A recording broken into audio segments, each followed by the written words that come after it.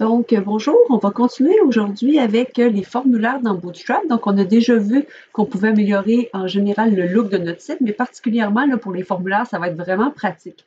On a évidemment la documentation sur le site de Bootstrap dans les formulaires, puis il y a plein de choses là, qui vont être vraiment pratiques ici. Je vais vous montrer la base et vous pourrez aller compléter, là, comme par exemple avec les boutons radio, avec les input groups qui permettent, entre autres, de mettre un A commercial à l'intérieur du champ, comme ça, pour indiquer aux gens, hey, il faut mettre un email ici.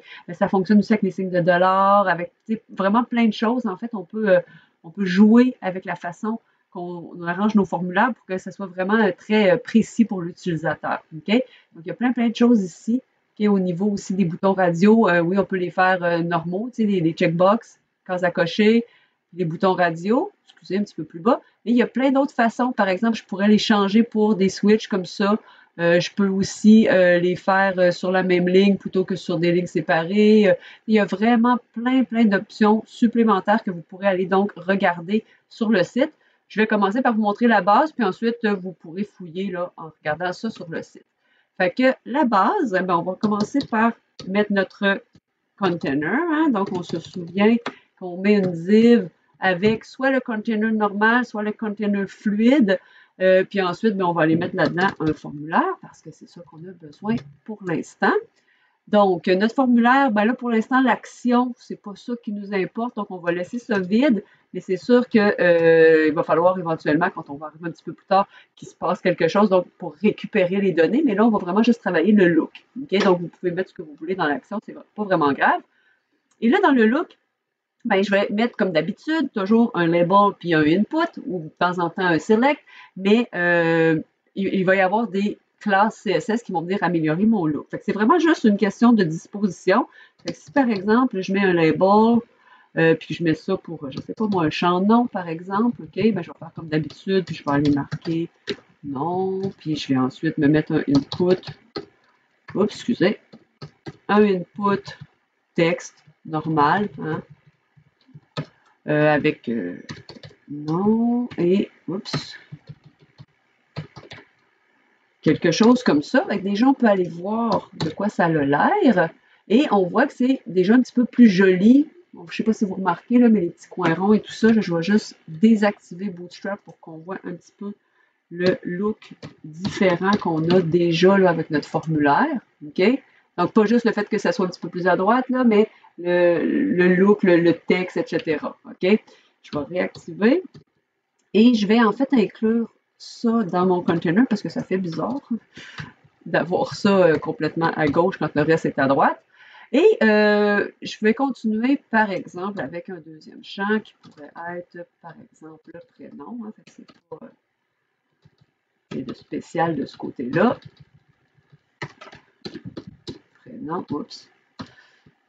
Et prénom là. Fait que juste d'avoir, oups, excusez, j'ai fait une niaiserie. Juste d'avoir mis ça en Bootstrap, ben on a quelque chose déjà de relativement plus joli, un petit peu, OK? Là, on va aller pousser un petit peu plus. J'ai encore rien mis de Bootstrap à part d'inclure le fichier, OK? Donc, j'ai pas fait grand-chose. Fait que je vais aller mettre les classes de Bootstrap qui sont spécifiques au formulaire. Donc, sur tous mes contrôles et sur tous mes labels, je vais aller mettre pour les labels form label. OK? Donc, il devrait m'être offert. Bon, ça n'a pas l'air. On va donc l'écrire nous-mêmes, à moins que j'ai fait une faute de frappe. Non, je pense que c'est correct. Et sur. Donc, je vais mettre ça sur mon deuxième label aussi. Et je vais aller mettre la même chose, ben pas tout à fait la même chose, mais une classe similaire sur mon... je vais mettre ça ici, pour qu'on le voit bien. Donc, form control. Et là, vous allez voir que ça va faire déjà une petite différence. Voilà. Je sauvegarde, je reviens ici et je rafraîchis. Et oh! OK, là, j'ai vraiment quelque chose de différent. OK? Ça va donc m'éviter d'avoir à mettre une div autour de chacun de mes groupes label input. Ça prend toute la largeur du container. Donc, évidemment, ça va rapetisser si on rapetisse l'écran. Et vous pouvez jouer avec ça et mettre deux informations sur la même ligne, il n'y a aucun problème. Hein? Vous continuez à faire des colonnes comme avant. Là, présentement, je n'ai pas fait de row ni de colonne, donc je ne joue pas avec le côté responsive, mais évidemment, peut-être que le nom et le prénom pourraient être un à côté de l'autre sur la même ligne, mais par contre, l'adresse, par exemple, pourrait être une ligne complète parce que c'est plus long d'écrire l'adresse, etc. Fait que je pourrais me mettre à jouer avec le côté responsive en plus. OK? Donc, c'est juste pour vous montrer là, quand même le principe de base qui est simplement d'ajouter ces classes-là, OK?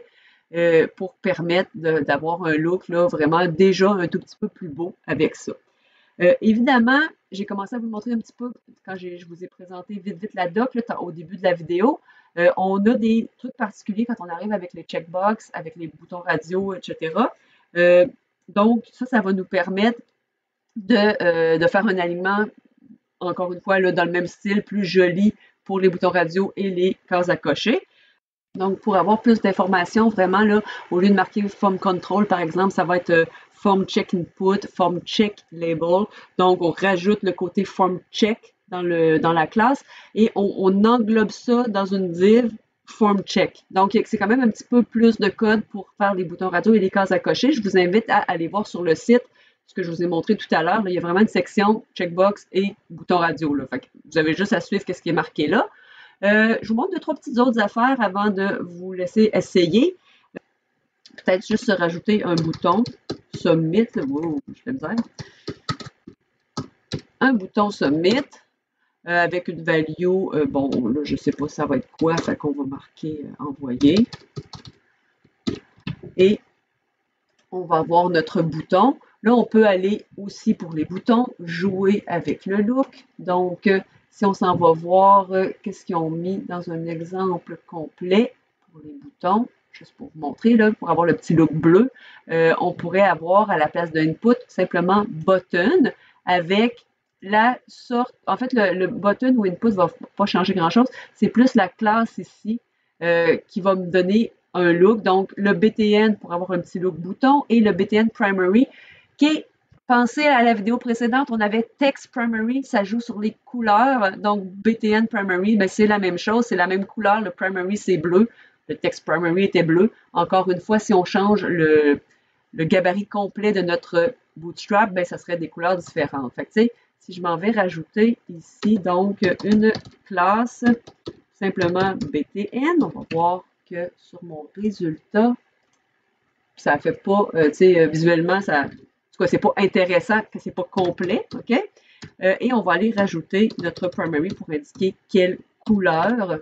Et là, ça va venir me mettre le tour bleu, si on veut, avec un look de bouton plus sympathique, plus joli que ce qu'on avait avant. Donc, ça prend vraiment là, les deux classes. BTN, on a vu que ce que ça fait, ça enlève le bouton normal, si on veut, qui n'est pas très joli. Et ensuite, le BTN Primary qui fait en fait un fond. Okay? Un peu comme en première session, on a appris à faire des items de menu hein, dans les LI, de jouer avec la couleur de fond puis de l'agrandir pour que ça ait l'air un petit peu plus joli puis que ça ait l'air un peu d'un bouton dans notre nav.